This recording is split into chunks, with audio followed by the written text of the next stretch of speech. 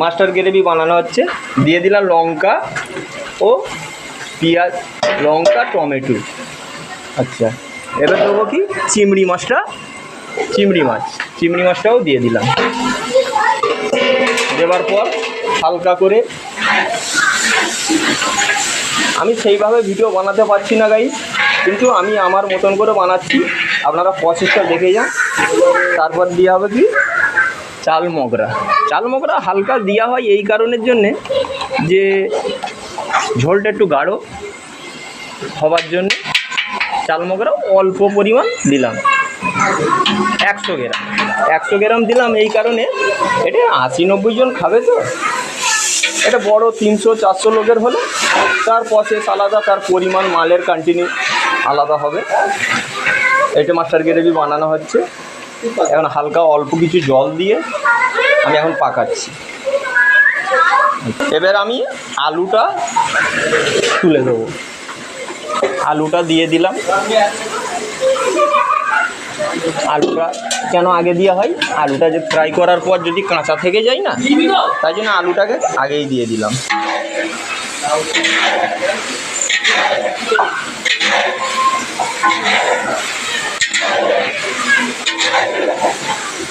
অল্প কিছু পানি আবার আমি ওতে দিলাম,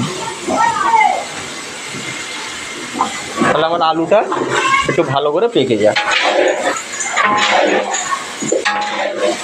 আলুটা পাকছে। কিছুটা পরিমাণ মতন চিনি দিয়ে দিলাম, অল্প করে, একদম স্তর চিনি দিলাম। আমাদের বাড়ির রান্নাই তো, মানে আজকে একটা আমাদের বাড়িতে প্রোগ্রাম আছে, রাত্রে হবে বিরিয়ানি। এখন দুপুরবেলা পটল, চিংড়ি, মুগ ডাল, মাছের মুড়ো দিয়ে চিকেন কষা, তাই আজকে দেখালাম পটল, চিংড়ি, মুগের ডাল। কিছুক্ষণ পরে চিকেন কষা করব। এখন পটলটাও দিয়ে দিচ্ছি। পটলটা দিয়ে দিলাম। পটলটা দেওয়ার পর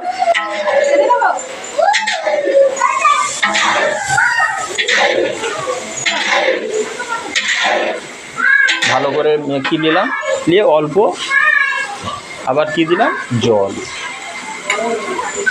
জল দেওয়ার পর একটা লিকুইড দুধ আমি ঢেলে দিলাম, পুরো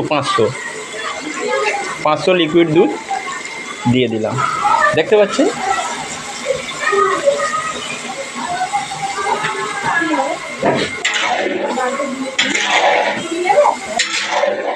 এবার কাজ কি, ঠিকঠাক ঝাল, নুন, টেস্ট কেমন হয়েছে সেটা একবার চেক করে দেখে নেওয়া উচিত। কেন, জিনিসটা আমি আগে থাকতে ফ্রাই করে রেখেছিলাম, তাহলে আমার মাস্টার গ্রেভি বানানো হয়ে গেছে।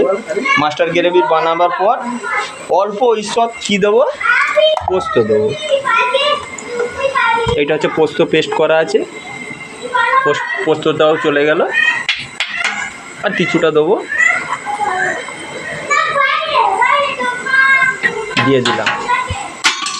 তাহলে এইটা আমি কিছুক্ষণ সময় নেব, কেন মশলাটা ভালোভাবে যেন পাকে। তাহলে বন্ধু আমার পটল চিংড়ি অলরেডি হয়ে এসছে। তাহলে আমি এবার তুলব। ভালো মন্দ হয়েছে, তাহলে চলে আসুন আমার বাড়িতে। আমার বাড়ির প্রোগ্রাম চলছে, আমার একটা মেজো ভাইয়ের মেয়ের একটা অনুষ্ঠান চলছে, তাই পটল চিংড়িটা হচ্ছে। এরপরে চিকেন কষা হবে, তারপরের মেনু আপনাদের আবার দেখাবো।